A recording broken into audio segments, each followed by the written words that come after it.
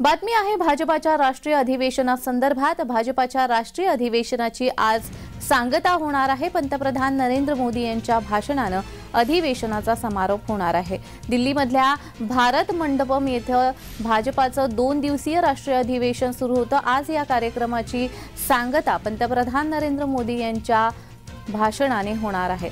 काल देखील पंतप्रधान नरेंद्र मोदी हे या राष्ट्रीय अधिवेशनामध्ये सहभागी झाले होते। पक्षाध्यक्ष जे.पी. नड्डा यांनी मोदींचं स्वागत देखील केलं होतं। तर पंतप्रधान नरेंद्र मोदी यांनी काल देखील कार्यकर्त्यांना संबोधित केले होते। पक्षाला प्रत्येक बूथवर 370 मतं वाढवावी लागतील, 100 दिवसांची जनसंपर्क मोहीम राबवावी लागेल, तसंच भाजपने गेल्या 10 वर्षांमध्ये केलेल्या कामाचा देखील प्रचार करावा लागणार आहे, असं पंतप्रधान नरेंद्र मोदी म्हणाले होते। तर आज देखील पंतप्रधान नरेंद्र मोदी यांच्या भाषणाने अधिवेशनाचा समारोप होणार आहे।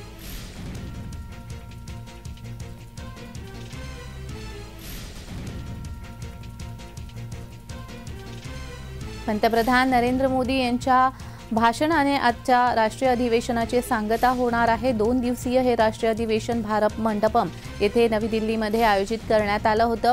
पंतप्रधान नरेंद्र मोदी यांच्या भाषणाने आज या राष्ट्रीय अधिवेशनाची सांगता होणार आहे।